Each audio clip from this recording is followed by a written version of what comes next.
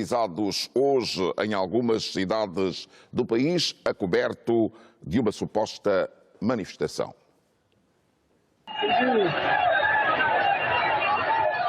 Fontes do governo acusam a UNITA de estar por detrás dos atos de desordem, vandalismo e arruaça registrados este sábado em algumas cidades do país, com destaque para Luanda. As fontes da TPA consideram que a UNITA colocou em marcha um plano para incitar a desordem constitucional a pretexto de realização de manifestações convocadas supostamente por organizações da sociedade civil. As fontes do governo dizem não ter dúvidas de que foi a UNITA e o seu presidente Adalberto Costa Júnior quem organizou e financiou os atos deste sábado.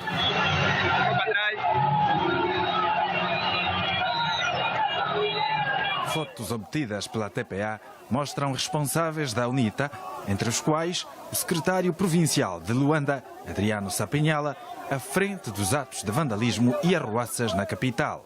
As forças de segurança dizem igualmente que o secretário-geral da Jura, Nelito Equipe, esteve à frente de um grupo de jovens arruaceiros que tentavam ludibriar as autoridades para chegarem até às instituições de soberania, nomeadamente o Palácio Presidencial e a sede da Assembleia Nacional. Olham o desfile da Polícia Nacional para intimidar o povo. A polícia diz que vários cidadãos foram agredidos e ficaram feridos durante os atos de desordem, sendo que um se encontra em estado grave, depois de ter sido ferido por uma pedra.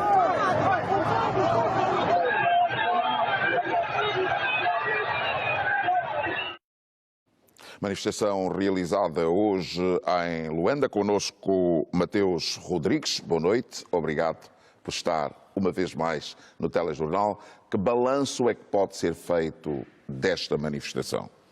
Boa noite, Ernesto. Boa noite aos telespectadores da Televisão Pública de Angola e também aos efetivos da Polícia Nacional, particularmente aqueles que hoje bateram-se pela ordem e tranquilidade públicas face aos atos que hoje verificamos. Portanto, dizer, Ernesto, que hoje, ao nível de algumas províncias do país, nós registramos alguns atos públicos de massa, como foi visto aí na peça, onde destacamos as províncias de Luanda e de Benguela, em função de algumas situações que houveram e que, com alguma gravidade, feriram aquilo que é então a ordem e a segurança pública.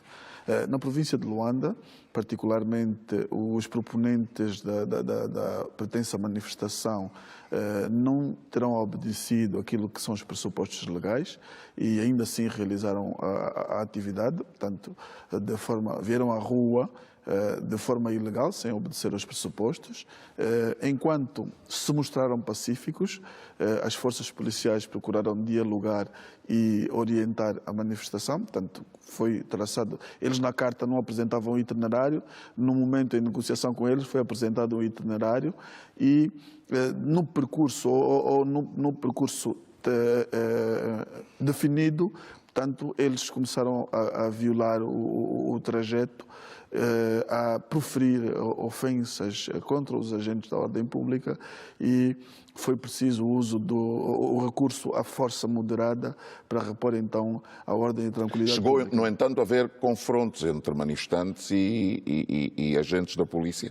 Exatamente, nós tivemos hoje atos de vandalismo, por isso é que disse que Luanda e Benguela realçam, em função de alguns atos de vandalismo e até enfrentamento contra as forças policiais. Tivemos efetivos policiais feridos, tivemos também alguns manifestantes feridos e cidadãos. Viu-se aí na peça, houve cidadãos que ficaram gravemente feridos e estão a ser agora assistidos. Portanto, é todo um quadro que se pode descrever em torno desses acontecimentos de hoje. Há detidos?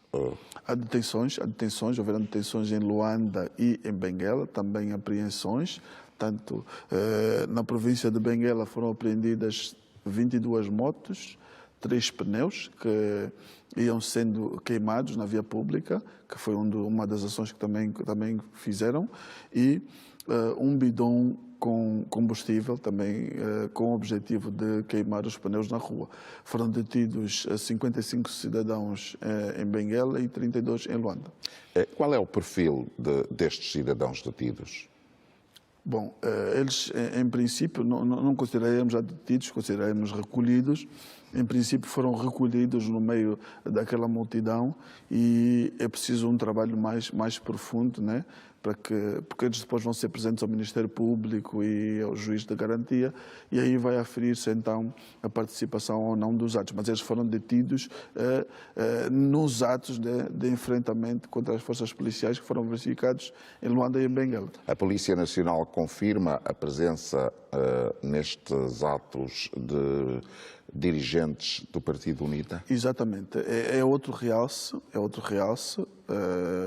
Altos responsáveis do Partido UNITA foram vistos nas várias províncias, tanto em Luanda, em Benguela e em outras províncias, e pela posição que assumiam, claramente pode-se ver que assumiram uma posição de direção aos atos que de alguma forma foram verificados nessas duas províncias. Mateus Rodrigues, muito obrigado por estar aqui hoje no Telejornal. Este é, de resto, um assunto que não se esgota aqui. Vamos dar uma vista de olhos àquilo que aconteceu precisamente hoje aqui em Luanda. Imagens que ilustram os atos que aconteceram esta manhã, imagens também que mostram dirigentes do Partido UNITA presentes neste ato que decorreu em Luanda e também na província de Benguela. Já que ouvimos o rescaldo da polícia, agora conosco o Dr. Paquici para olharmos um pouco para estes atos. Dr. Paquici, boa noite, obrigado. É normal que um partido político com assento parlamentar decida participar nestes atos? Bom, boa noite, Ernesto. Boa noite a este momento os nossos telespectadores nos acompanham a partir de casa.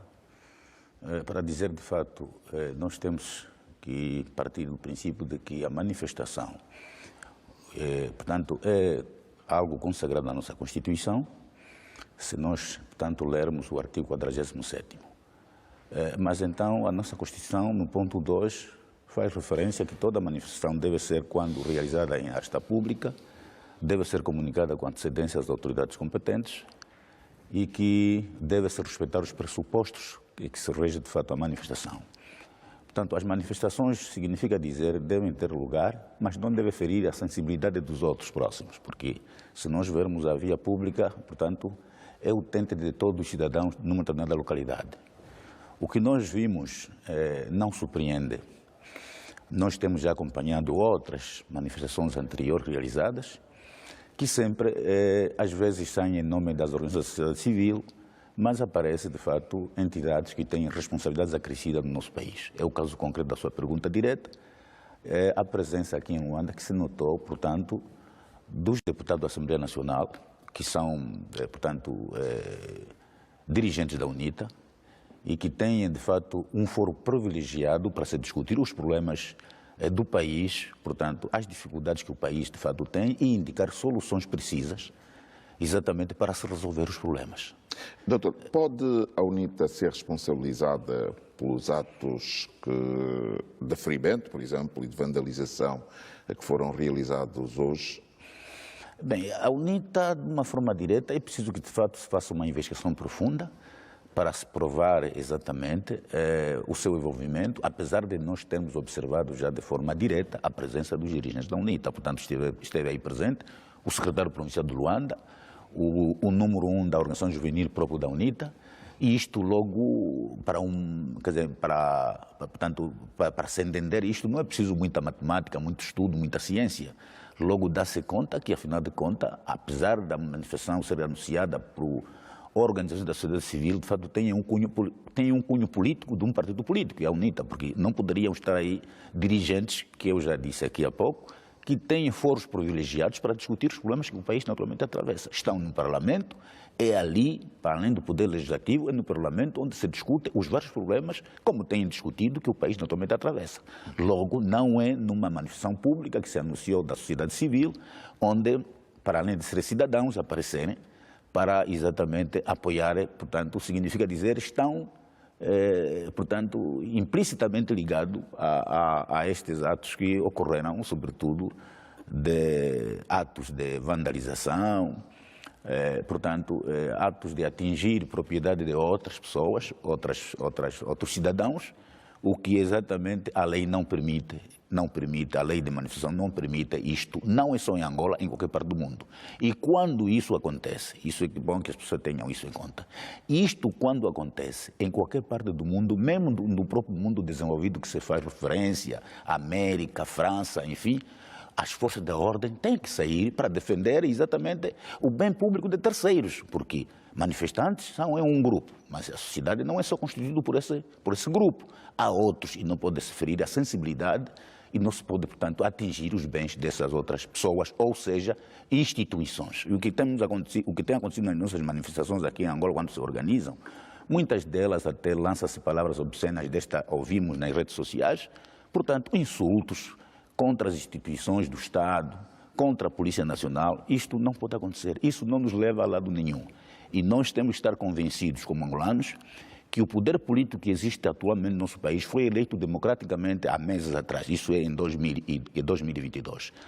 E exatamente a sua saída ao poder, isto é, o MPLA e o presidente João Lourenço, só o voto do povo que irá determinar da mesma maneira quando aproximar as próximas eleições, ou quando se realizar as próximas eleições. E é preciso que nós estejamos, de fato, convictos, convencidos, que essa é a forma ordeira como, naturalmente, o nosso país tem que viver.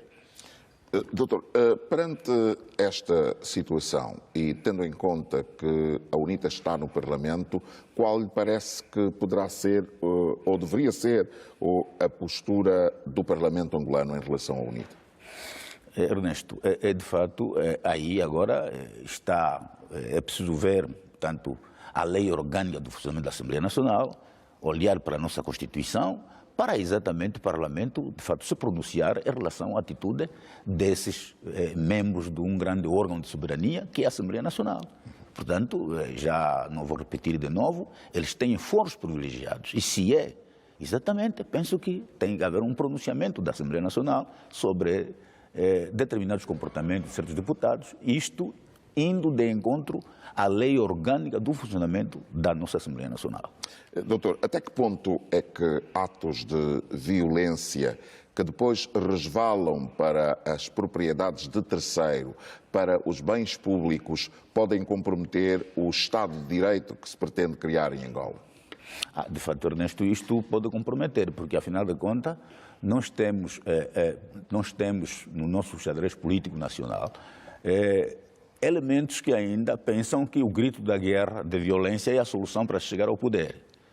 Ou seja, temos uma cultura ainda de um passado que devia ter servido de lição suficiente no nosso país, que conflito gera, portanto, violência gera violência, e vimos o que aconteceu conosco, e não é com isso que se alcança o poder.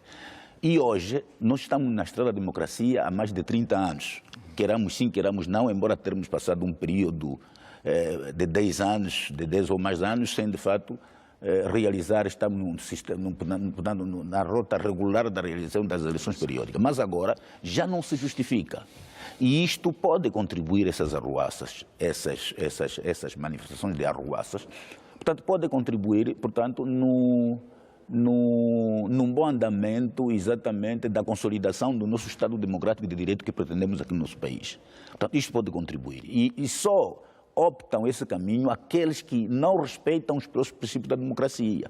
Evocam sempre a democracia, mas eles não são democratas, só isto. Portanto, procuram por outros meios chegar ao poder. Isso não nos leva a lado nenhum, nós já demos provas evidentes sobre isso, e é bom que as pessoas tracem novas estratégias no campo político, que se baseia, portanto, no fator inteligência, não no fator violência. O fator violência não resolve o nosso problema.